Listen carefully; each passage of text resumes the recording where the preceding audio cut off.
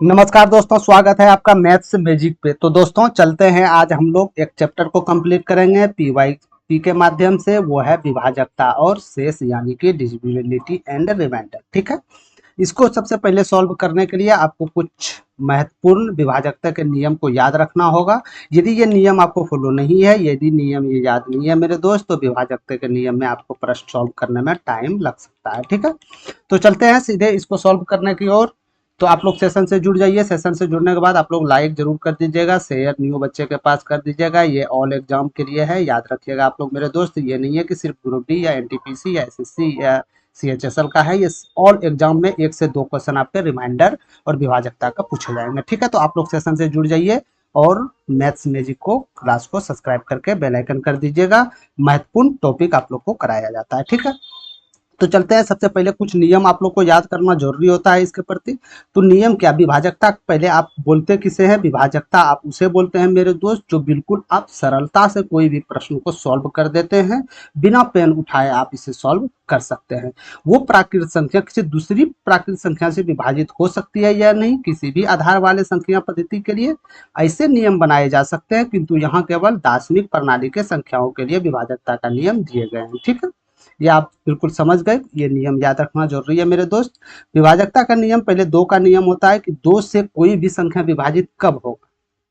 यदि किसी संख्या के इकाई अंक पे आपका 0 2 4 6 8 हो तो वो संख्या दो से आप लोग सोच रहे होंगे दोस्त ये रेड पेन क्यों। ऑलरेडी मैं इसका एक जो है सिर्फ विभाजकता का मैं क्लास लिए थे, वो डिस्क्रिप्शन में हम प्लेलिस्ट का लिंक दे देंगे, वहां से आप जाके टॉपिक वाइज एक प्लेलिस्ट है, वहां जाके आप विभाजकता का नियम देख सकते हैं। यदि आपको ये विभाजकता का नियम पता नहीं है तो प्रश्न सॉल्व करने में आपको बहुत सारी परेशानी उठाना पड़ेगा। ठीक है, समझ गए? तो ये आप लोग विभाजकता का नियम अवश्य करके ये आपको एग्जाम के वक्त रखना होगा याद, जिससे कि प्रश्न आसानी से सॉल्व हो जाए। ठीक है, ये 11 तक आपका नियम है, तो ये महत्वपूर्ण है, ये आप लोग याद कर लीजिएगा।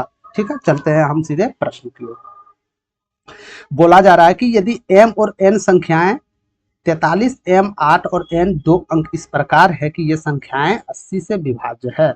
ठीक है, ये संख्याएं 80 से विभाज्य है, तो आपको बताना है 2m प्लस 3m का अधिकतम मान कितना हो। ठीक है, ये एक शब्द है लेकिन इसकी गहराई बहुत ज्यादा तक है। ठीक है, इसका संभावित मान क्या होगा? तो वो संख्याएं क्या था? 43 m 8 n। ये संख्याएं किससे विभाज्य हो रहा था मेरे भाई? ये संख्याएं 80 से विभाज्य हो रहा था। 80 से विभाज्य होने का मतलब क्या है? कोई भी संख्या 80 से कब विभाज्य होगा?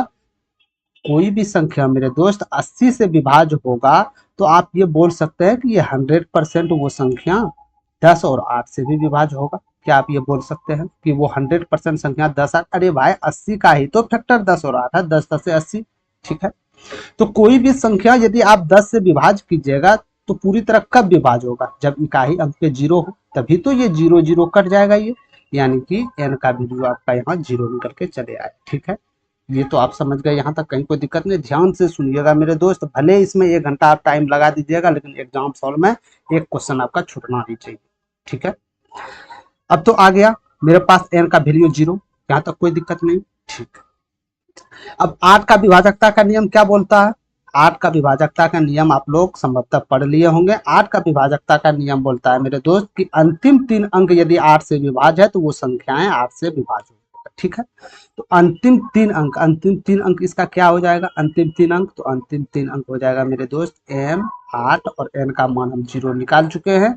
ये आपको 8 से विभाज्य होनी चाहिए, तो ये यदि 8 से विभाज्य होगा तो 100% ये पूरी संख्याएं 8 से विभाज्य हो जाएगी। ठीक है, तो इस जगह अधिकतम मान आप क्या रख सकते हैं? m के जगह अधिकतम 10 तो आप रख नहीं सकते हैं। 9 रखने पर क्या 8 से विभाज्य हो रहा है? जी नहीं। m का मान 8 रखने पर क्या विभाज्य हो रहा है? जी 100% 8 से विभाज्य हो रहा है ये, यानी ये संख्याएं भी 8 से विभाज्य होगा, हो जाएगा, होगा या नहीं? जी होगा। तो क्या ये संख्याएं यदि इसके जगह पे हम 8 रख दें मेरे दोस्त, एक बार मान के चलिएगा 43 8 8 0, क्या ये संख्याएं आपका 80 से विभाज्य है? क्या ये संख्याएं 80 से विभाज्य है? 8 पंचे 40, 8 चौक 32, 8 चौक 32, 8 पंचे 40। तो ये संख्याएं 80 से विभाज्य ही नहीं है, यानी कि m का मान आप 8 जो रख रहे हैं मेरे दोस्त ये आपका नहीं है। यहाँ 8 से तो विभाज्य हो रहा है, लेकिन 80 से पूरी संख्या विभाज्य नहीं हो रहा है, यानी कि 8 इस जगह नहीं हो सकता। 7 रखने पे क्या होगा? 8 9 72 नहीं होगा। क्या 6 रखने पे होगा? 8 8 64 8 5 40, जी 6 रखने पे हो सकता है। एम का मान यदि 6 रखे तो हो सकता है, देख लेते हैं। यदि एम का मान 6 रखे मेरे दोस्त, तो ये 43 6 8 0, क्या ये संख्याएं 80 से विभाज्य होगा? यहाँ देख लेते हैं। 8 5 40 8 चौक 32 8 छक 48, जी 100% ये संख्याएं 80 से विभाज्य होगा। यानी कि एम का मान आपको 6 रखना होगा और एन का मान 0 रखना होगा। तो बस यही आपका उत्तर हो जाएगा। तो 2m + 3n में पुट करना है आपको मेरे दोस्त। तो 2m कितना हो गया? 6 दूनी 12 और ये 0 हो जाएगा, यानी 12 इज करेक्ट आंसर होगा, ऑप्शन नंबर बी। समझ गए? अब यहाँ 8 हम क्यों ना रखें? ठीक है, 8 रखने पे मेरे दोस्त 8 से तो ये विभाजित हो जाएगा। 8 यदि रखेंगे तो 8 से तो ये विभाजित हो जाएगा, लेकिन ये 80 नहीं होगा ना, ये 80 विभाजित नहीं होगा ना। समझ में आ रहा? तो हमको ये संख्या से विभाजित करना है ना, हम तो ये विभाजकता का नियम अप्लाई किए फैक्टर तोड़ने के बाद। समझ गए? यानी कि जो मान यहाँ रखने पे वो 8 से विभाजित तो होगा, यानी 80 से भी विभाजित होगा। समझ गए? बहुत इंपॉर्टेंट प्रश्न थे मेरे दोस्त, इसमें बहुत सारे स्टूडेंट ने इसका गलत जवाब दिए थे, मात्र 10% स्टूडेंट ने इसका करेक्ट जवाब दिया था, जो कि सिर्फ यहाँ जो था एम का मान वो लोग 2 निकाल रहे थे। 2 क्यों निकाल रहे थे? वहां न्यूनतम तो नहीं पूछा गया ना, अधिकतम पूछा गया था, तो अधिकतम वैल्यू आप रखिएगा ना। समझ गए? तो इस प्रकार प्रश्न को ध्यान से पढ़ना मेरे दोस्त, एक प्रश्न हर एक शिफ्ट में आपको देखने को मिला है। ठीक है, चलते हैं दूसरा नंबर प्रश्न पे। 11 अंकों की संख्याएं आप लोग के सामने दिया गया है, ये संख्याएं हैं, ये 18 से विभाज्य, साफ साफ बोला गया 18 से विभाज्य है। जो इकाई अंक है x, इसका मान क्या होगा ये आपको बताना। ठीक है, यानी यदि ये संख्याएं मेरे दोस्त 18 से विभाज्य है, तो हम ये 100% बोल सकते हैं कि ये संख्याएं 9 और 2 से भी विभाज्य होगा। ठीक है, ये संख्याएं 9 और 2 से भी विभाज्य होगा या ना होगा? जी 100% होगा। 2 से विभाजकता का नियम क्या बोलता है कि इकाई अंक पे 2 4 6 8 रहे तो हो जाए। क्या 2 4 6 ऑप्शन एक नजर चलते हैं, तो यहाँ तो सब ऐसा वैल्यू है जो 2 से विभाज्य हो जाए। चलिए कोई बात नहीं, 9 की ओर चलते हैं। 9 का विभाजकता का नियम क्या बोलता है, एक बार देख लेते हैं हम। 9 की विभाजकता का नियम बोलता है कि अंकों का योग यदि 9 से विभाज्य है तो वो संख्या 9 से विभाज्य है, यानी कि अंकों का योग 9 से विभाज्य होनी चाहिए। तो इसका अंकों का योग क्या हो जाएगा? अंकों का योग क्या हो जाएगा देख लेते हैं। 8 7 15 2 17 3 20 3 23 2 25 6 31 31 8 39 39 6 45 45 7 52, यानी अंकों का योग 52 + x हो रहा है। ये 9 से विभाज्य होनी चाहिए, तब हम समझ जाएंगे वो संख्याएं पूरी तरह विभाज्य होगा। ये बात मानते हैं आप? तो 9 से विभाज्य होने के लिए x के जगह पे क्या रखना पड़ेगा? तो हम जानते हैं 9 पे जब 45 करेंगे तो 52 से नीचे 9 की 54, 54 यानी 9 से विभाज्य पूरी तरह विभाज्य हो रहा है। यानी कि x का वैल्यू यदि आप 2 रखते हैं मेरे दोस्त, तो 52 2 54 मिलकर आ जाएगा, यानी x का वैल्यू आपको क्या रखना पड़ेगा? तो x का वैल्यू आपका 2 रखना पड़ेगा, यही आपका उत्तर होगा। इसी को बोलते हैं हम लोग विभाजकता का नियम में बिल्कुल सरलता से आप लोग आंसर दे सकते हैं। समझ गए? ठीक है, इसी को विभाजकता के नियम, हम चाहे तो 80 से भी डायरेक्ट इसको भाग दे सकते थे। क्या आपके पास उतना टाइम है कि एग्जाम हॉल में आप ये प्रश्न को कर सकते हैं? नहीं। तो इसीलिए विभाजकता का रूल अपनाना होगा आप लोग को मेरे दोस्त, क्योंकि एक प्रश्न ऐसा नहीं है इसमें आप 10 मिनट दे दीजिएगा और आगे प्रश्न में छोड़ दीजिएगा, वैसा नहीं है, कुछ मेथड अपनाना होगा। तो पसंद आ रहा है मेरे दोस्त तो लाइक जरूर कर दीजिएगा आप लोग, न्यू बच्चे के पास शेयर जरूर की जिसको इस चैप्टर में थोड़ा मोड़ा परेशानी आता। ठीक है, चलते हैं आगे की ओर। तीसरा नंबर प्रश्न की ओर चलते हैं। यदि संख्याएं 741 259 और ए बी है 40 से ये विभाज्य है, तो ए का न्यूनतम मान के लिए 5a + 3b का मान क्या होगा आपको बताना है। ठीक है, यानी एक बार संख्याएं हम आपको लिख लेते हैं। 741 259 है और लास्ट में ए और बी। तो ये संख्याएं बोला जा रहा है 40 से विभाज्य। 40 से विभाज्य का मतलब है कि ये संख्याएं 10 और 4 से विभाज्य। सिंपल ऐसा करना मेरे दोस्त, इसको फैक्टर में आपको तोड़ देना है, क्योंकि फैक्टर से विभाजित करना बिल्कुल आसान रहता है। समझ गए ना? इसको फैक्टर में तोड़ दिए कितना आया? 10 चौके 40 बराबर हो जाएगा, यानी ये संख्याएं 10 से भी विभाजित है, ये संख्याएं 4 से भी विभाजित है। यानी ये संख्याएं यदि 10 से विभाजित है तो ये इकाई अंक पे क्या अंक आएगा, ये तो आप यहाँ से बता सकते हैं, 100ली बता सकते हैं ना कि इकाई अंक पे यदि 0 हो जाएगा तो ये संख्याएं आराम से 10 10 ये कट जाएगा, यानी ये बिल्कुल पूरी तरह कट जाएगा। यानी कि यहाँ से मेरा मान बी का मान क्या निकल के आया? जीरो निकल के आया। ये बात समझ गए यहाँ तक आप? ठीक, कोई दिक्कत नहीं। अब आगे की ओर हम चलते हैं। यदि हम एक बात बोलते हैं मेरे दोस्त कि चार का विभाजकता का नियम क्या है? अरे चार का विभाजकता का नियम क्या है कि इकाई दो अंक, यदि दो अंक, लास्ट दो अंक यदि चार से विभाजित, वो संख्या चार से विभाज्य होगी। तो ए का मान क्या रखे तो जहाँ विभाज्य होता है? दो। तो दो रखना पड़ेगा ना यहाँ। अरे दो रखना पड़ेगा ना मेरे दोस्त, यहाँ दो रखना पड़ेगा ना। यदि हम यहाँ दो रख देते हैं तो ये दो और बी का मान ऑलरेडी 40 था, यानी चार से ये पूरी तरह विभाज्य हो जाएगा, यानी ये संख्याएं भी चार से विभाज्य हो जाएगा 100%। यानी ए का वैल्यू क्या रखना पड़ेगा आपको? ए का वैल्यू दो रखना पड़ेगा। तो यहाँ से इसका क्या आपको निकालने के लिए बोल रहा था? 5a + 3b। तो 5 पे कितना है? तो 5 दूनी 10। दो का मान है ना ए का, दो। बी का मान क्या है? 3 गुना 0, यानी 0। 5 दूनी 10, यानी इसका जो भी उत्तर होगा मेरे करेक्ट मेरे दोस्त, वो आपका 10 is correct answer, option number 3 हो जाएगा। समझ गए आप लोग? समझ गए? ठीक है। हम चाहते तो इसको डायरेक्ट 40 से भी भाग दे सकते थे, डायरेक्ट यहाँ से भी निकाल सकते थे, बट वो टाइम में आपका नहीं हो पाएगा मेरे दोस्त, इसमें टाइम ज़्यादा लग जाएगा। इसीलिए आप लोग को विभाजकता का नियम अप्लाई करना होगा इस प्रकार के प्रश्न में। ठीक है, चलते हैं आगे। चौथा नंबर प्रश्न को देखिएगा। ये भी प्रश्न पूछे जा रहे हैं एनटीपीसी जो फिलहाल जो सीबीटी 1 का जो एग्जाम हुआ था 12th लेवल में, इससे एक प्रश्न देखने को मिला था। उसमें ये डाटा बहुत बड़ा बड़ा दिया था, ठीक है। बहुत सारे स्टूडेंट इसमें गुमराह हो गए थे। इसको घबराने की जरूरत, बिल्कुल सिंपल से हम इजी तरीका से सॉल्व कर सकते हैं। ठीक है, दो संख्याओं का बीच का अंतर दिया गया था 1365। जब बड़ी संख्या में छोटी संख्या से विभाजित किया जाता है तो भागफल 6 और शेषफल 15 प्राप्त होता है। तो छोटी संख्याएं क्या है बताना। तो छोटी संख्याओं को आप कुछ मान लीजिए। तो छोटी संख्याओं को हम मान लिए मेरे दोस्त ए मान सकते हैं, छोटी संख्या को ए। तो बड़ी संख्या क्या हो जाएगी? तो बड़ी संख्या क्या हो जाएगी? तो सिंपल ए + 1365, क्योंकि साफ साफ बोला जा रहा है कि ये दोनों का बीच का अंतर 1365 है। यदि छोटी संख्या को ए माने, बड़ी संख्या को ए + 1365 माने, ये दोनों में माइनस करेंगे 1365 आ जाएगा। आएगा या नहीं आ जाएगा? ठीक है, आ जाएगा, 100% आ जाएगा। ठीक है, अब जब बोला रहा है कि जब भागफल 6 जब छोटी संख्या को बड़ी संख्या में विभाजित, यानी कि ए को जब बड़ी संख्या कितना 1365 में विभाजित किया जाता है मेरे दोस्त, तो भागफल 6 और शेषफल 15 प्राप्त होता है। समझ गए? तो आपको बोलना कि ये छोटी संख्या, यानी कि इसका वैल्यू क्या होगा, ये आपको बताना। सिंपल, ये आपको बताना। ठीक है, इसका एक फॉर्मूला आप लोग को याद होना चाहिए, जो कि बिल्कुल बचपन से पढ़ते आप लोग आ रहे हैं। क्या होता है कि भाज्य यदि निकालना है मेरे दोस्त, तो भाजक को लीजिए और गुना भागफल कर दीजिए, अब प्लस शेष को आप जोड़ दीजिए। अरे यही तो करते हैं ना। अरे भाज्य निकालने के लिए यही तो आपका भाज्य है, इसी को तो आप भाज्य बोलिएगा। ये तो आपका भाज्य है, ये आपका भागफल ये आपका शेष है, और ये आपका भाजक है ना, है ना? हाँ।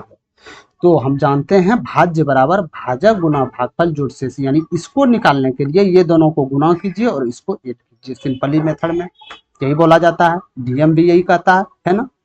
तो भाज्य क्या है आपके पास? तो भाज्य तो यही है, तो भाज्य को रखिए ए + 1365 बराबर भाजक कितना है? भाजक को इस ये आप माने भाजक ए है, अब गुना भागफल क्या है? तो भागफल शेष है, और शेषफल क्या है? तो शेषफल 15। तो क्या मैं यहाँ से सिंपली 6a + 15 बराबर a + 1365 बराबर कर देता हूँ। बात एक ही है। तो इधर से ये a प्लस में है, इधर आएगा तो माइनस हो जाएगा, तो यानी 5a बराबर ये प्लस है, उधर जाके माइनस चले जाएगा तो 1350 आ जाएगा। यानी a का वैल्यू जो आएगा मेरे दोस्त 5 दूनी 10, 5 7 35, 270 आ जाएगा। तो ये क्या था आपका?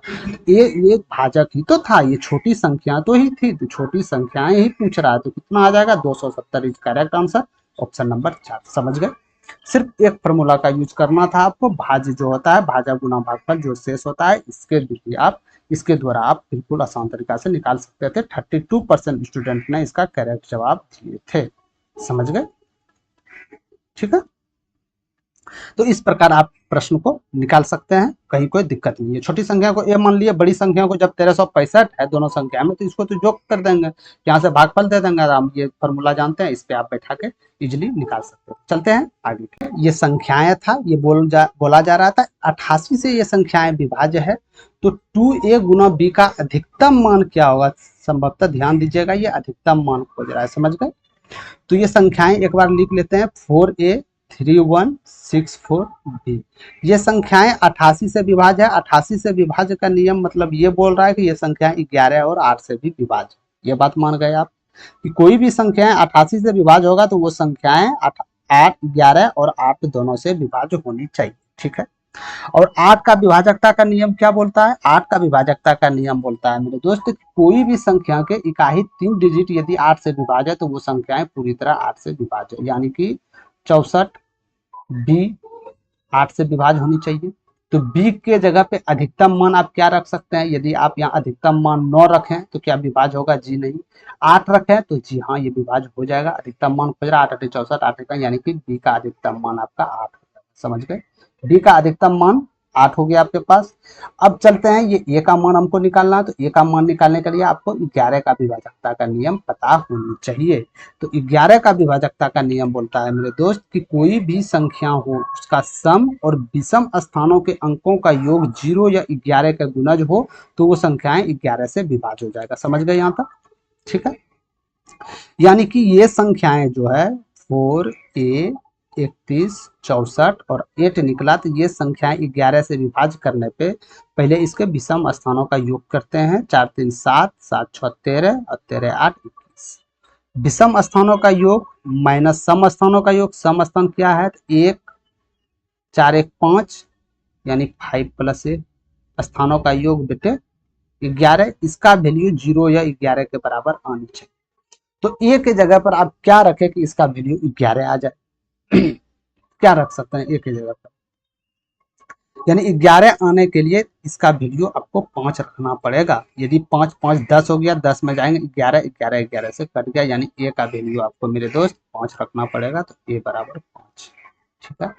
ए बराबर 5 आप रख दिए और बी बराबर तो आप 8 ऑलरेडी पहले से ही रखे हैं, तो बस इसका आपको निकालना था। क्या निकालना था, 2a गुना b।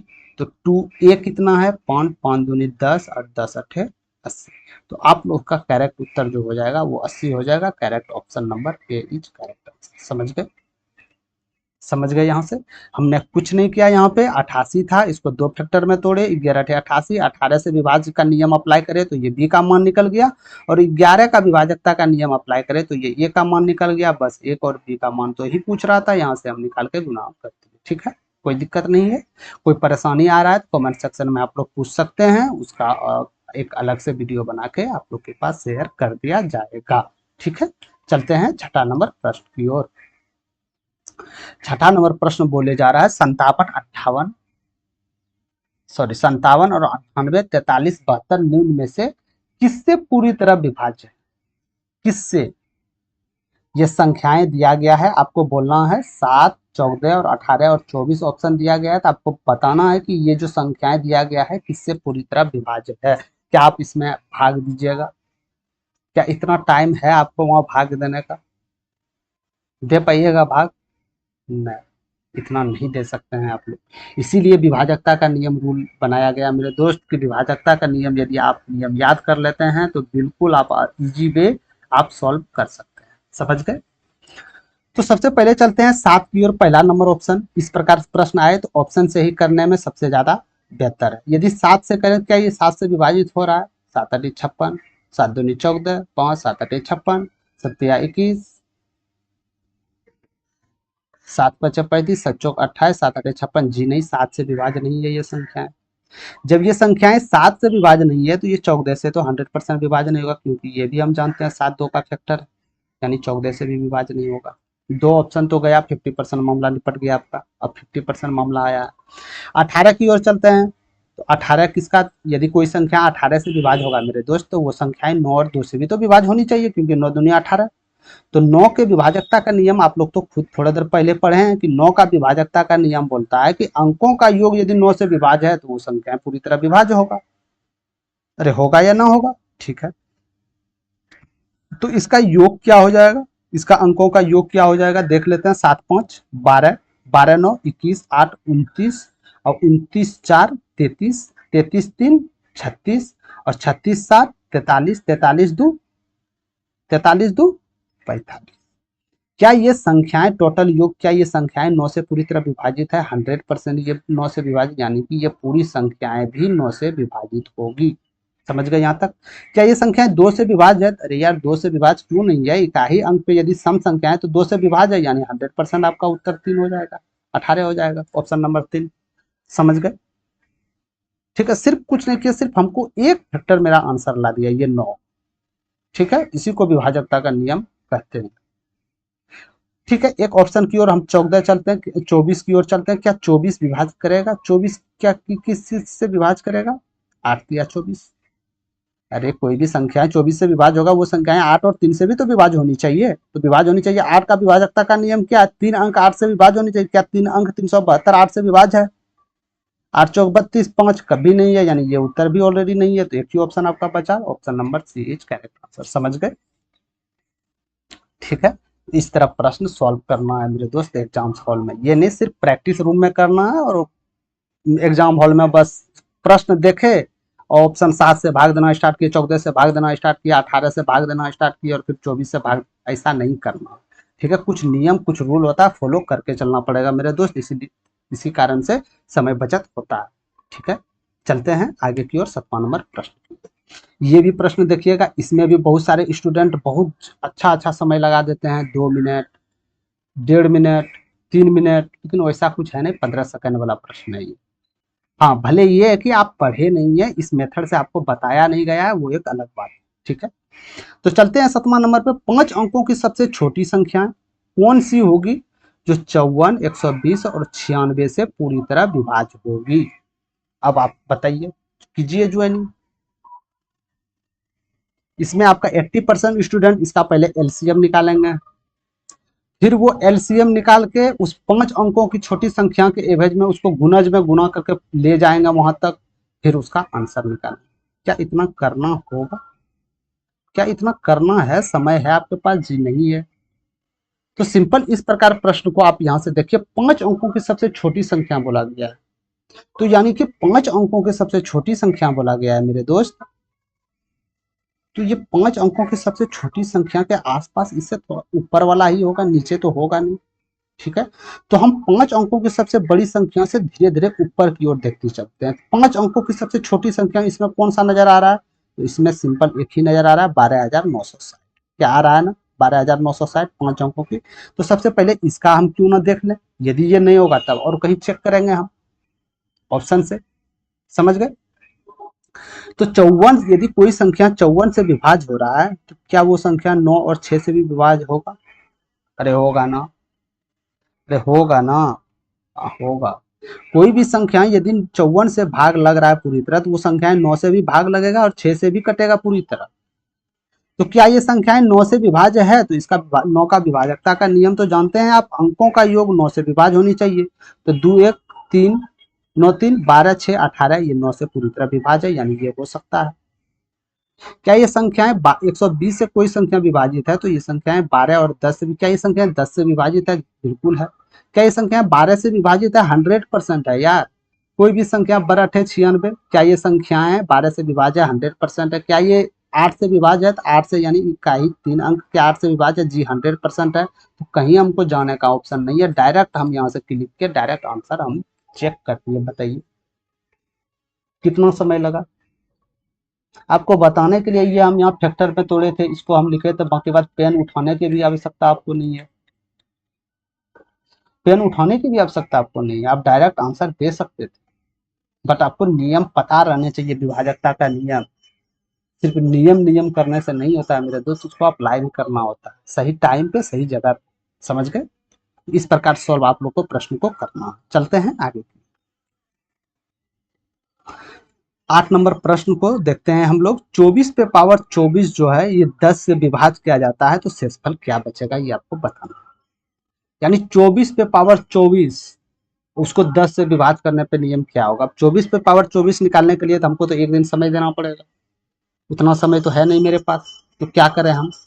तो सिंपली यहाँ से हम देखते हैं मेरे दोस्त कि यदि 24 पे पावर 1 रहता है, ये तो विषम संख्या है। अरे ये एक पावर, ये तो विषम संख्या है, यानी ये तो 24 ही हो जाएगा। यदि 24 से 10 से भाग दिए तो शेषफल क्या होगा, तो शेषफल क्या बचेगा, तो बोल दीजिएगा शेषफल 4 ही तो बचेगा। यानी कि पावर यदि विषम आप रखते हैं मेरे दोस्त, यदि पावर आप विषम रखते हैं तो आपका शेषफल 4 बचेगा 100%। तो यहाँ क्या विषम संख्याएं हैं, नहीं ना, सम संख्याएं हैं, सम संख्याएं में भी करके देख लेते हैं। 24 का स्क्वायर 576, ठीक है, 50 तक स्क्वायर आप लोग को मुंह पे रखना है। 24 का स्क्वायर 576, क्या इसको 10 से भाग देने पर शेषफल क्या बचेगा, 10 पचे 50, 10 सत्ते 70, यानी कि शेषफल 6 बचेगा। अरे यही तो शेष बचेगा ना, शेषफल, यही तो शेषफल बचेगा ना मेरे दोस्त। यानी कि तो ये क्या सम संख्याएं हैं, जी हाँ सम संख्याएं, यानी कि 24 के ऊपर यदि सम संख्याएं होगा तो उसका जो शेषफल बचेगा मेरे दोस्त, तो हमेशा 6 बचेगा, याद रखिए। ठीक है, करेक्ट आंसर ऑप्शन नंबर 3।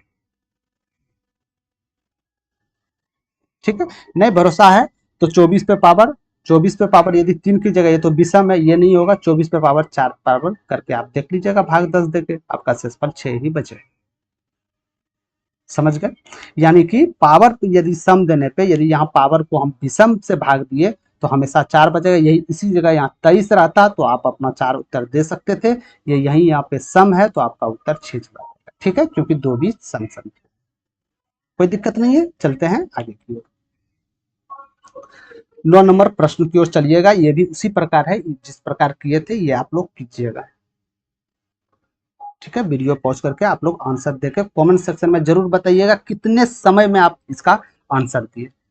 ठीक है, कितने समय में आप इसका आंसर, क्या बोला जा रहा है, 6 अंकों की सबसे छोटी संख्याएं, फिर वही बात, 6 अंकों की सबसे छोटी संख्याएं 4, 8, 12, 16 से पूर्णतः विभक्त हो जाती है, तो वो संख्याएं क्या होगी ये आपको बताना।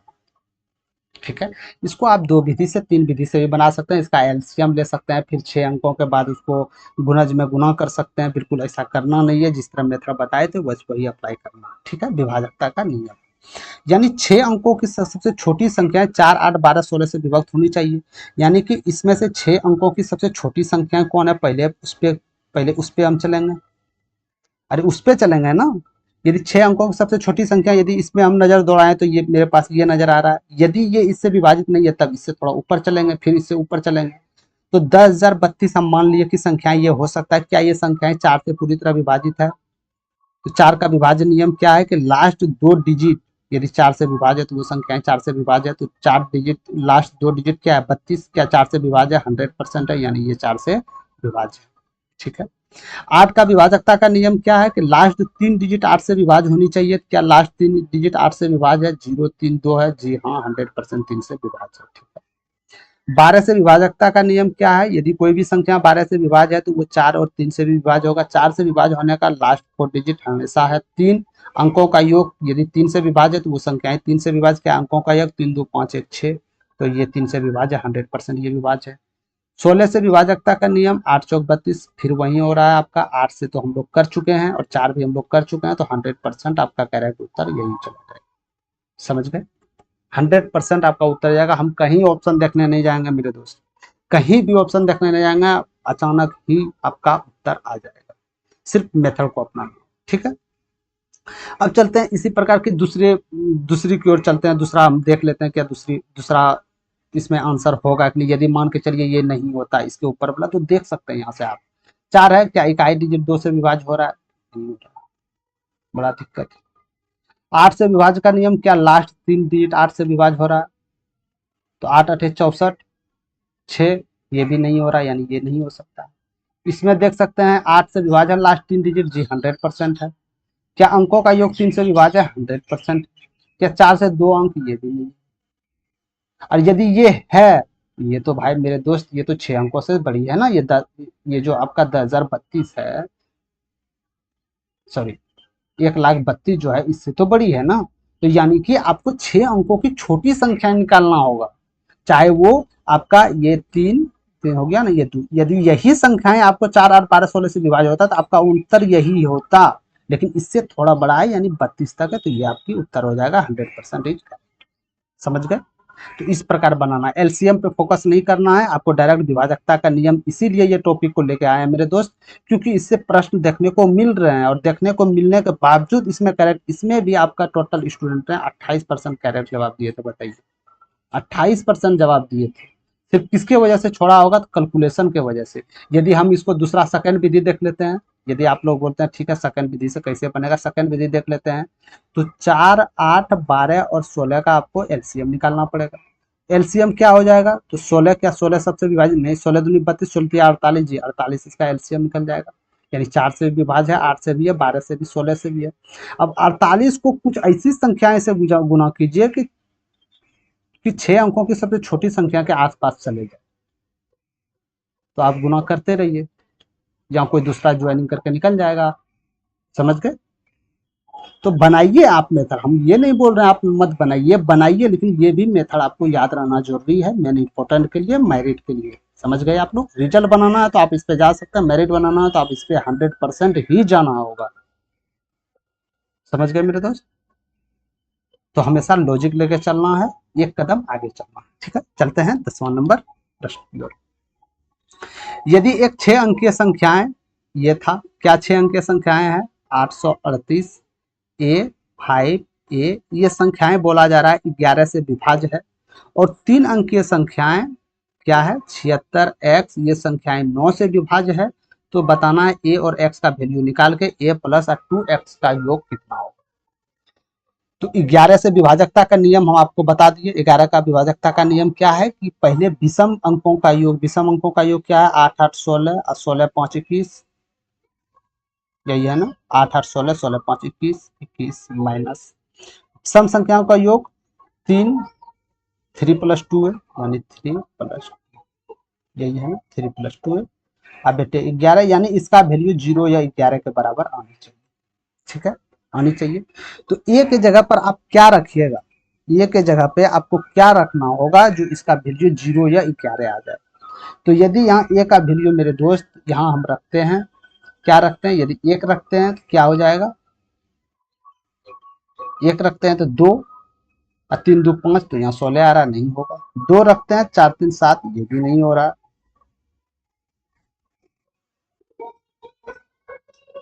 तो क्या रखना पड़ेगा, 9 यदि रखते हैं हम यहाँ, तो 9 दूनी 18 3 21, 0 0 हो जाएगा, यानी ए का वैल्यू आपको 9 रखना पड़ेगा। ठीक है, ए का वैल्यू 9 रखना पड़ेगा, तभी तो इसका वैल्यू 0 के बराबर आ जाएगा। ए का वैल्यू आपका 9 है। ठीक है, इसी प्रकार आप x का वैल्यू लेंगे, 9 से विभाजकता का नियम आप लोग को पता होना क्या है कि अंकों का योग 9 से विभाज्य होनी चाहिए, यानी 7 6 13 प्लस x 9 से विभाज्य होनी चाहिए। तो विभाज्य होने के लिए 9 दूनी 18 जाना होगा, तो यदि 18 आना होगा तो 13 में आपको 5 जोड़ना होगा, 13 5 18, यानी कि x का वैल्यू 5 निकल गया। समझ गए, x का वैल्यू 5 निकल गया।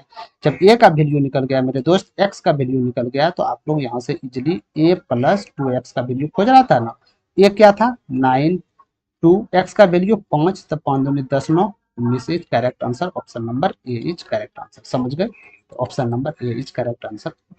ठीक है, तो सिर्फ ये सब नियम का खेल, यदि आप नियम जानते हैं, विभाजकता का नियम जानते हैं, तो ये प्रश्न आपसे छूटेगा नहीं। ये प्रश्न लाने का उद्देश्य सिर्फ एक ही था कि आप लोग से एक प्रश्न 2 प्रश्न पूछे जाएगा, इससे आप लोग को प्रश्न छूटे ना। ठीक है, तो ये था आप लोग का प्रश्न। आप लोग इसको 1 बार नहीं, 2 बार नहीं, 3 बार, और ये नियम जो है मेरे दोस्त, ये नियम 100% ये आप लोग याद कर लीजिएगा, नहीं तो बहुत आप लोग धोखा खा जाइएगा एग्जाम में। समझ गए, और इसी प्रकार हम टॉपिक वाइज एक एक प्रश्न ऐसा टॉपिक वाइज लेके आएंगे जिससे 100% उस प्रश्न में एग्जाम्स पूछे जाते हैं, एग्जाम्स में प्रश्न पूछे जाते हैं। ठीक है, जैसे ये एग्जाम्स में पूछे जाते हैं, और इसका जो विधि और सब टीचर सब जो बताते हैं, बिल्कुल लॉन्ग एलसीएम निकालो फिर इसमें ये करो, ऐसा नहीं करना है भाई। आपको समय बचाना है ना, समय बहुत कीमती है, आपको समय बचाना है, तो इसलिए मेथड आपको अपनाना होगा। एलसीएम क्यों ना, डायरेक्ट हम यहाँ से निकाल सकते हैं। ठीक है, तो ये था आप लोग का लास्ट। इसका यदि पीडीएफ चाहिए, इसका पीडीएफ मैं डाल दूंगा टेलीग्राम पे, वहां जाके आप लोग इसको डाउनलोड कर सकते हैं। ठीक है, तो कैसा लगा दोस्त आज का आपका विभाजकता और शेष का ये सेशन, तो आप लोग कमेंट सेक्शन में जरूर बताइएगा। पसंद आ गया तो लाइक कर दीजिएगा और शेयर जरूर कीजिएगा। जो जो बच्चा अभी तक न्यू है, जिसको और सब भी बाकी है, जिसको और आगे एग्जाम्स देना बाकी है, वो कम से कम ये नियम फॉलो कर ले, जिससे कि उससे 1 2 क्वेश्चन मार्क्स 100% उसमें काबू कर सके और टाइम रखे। ठीक है, तो आप लोग सेशन से जुड़ जाइएगा और सब्सक्राइब करके बेल आइकन पे क्लिक कर दीजिएगा। इसी तरह चाहे वो जॉब नोटिफिकेशन हो, चाहे वो कोई भी एग्जाम्स का PYP के रूप में हो, चाहे वो चैप्टर वाइज आपका हो, A to Z इन्फॉर्मेशन के लिए आप लोग सब्सक्राइब, और बिल्कुल एक लाइनर सॉल्व आप लोग को यहाँ मिलेगा। ठीक है, कोई लेंदी नहीं, समझने में बिल्कुल आसान। थैंक यू मेरे दोस्त। तो ये था आज आपका ये सेशन, कोई नेक्स्ट सेशन में और मिलते हैं। जय हिंद।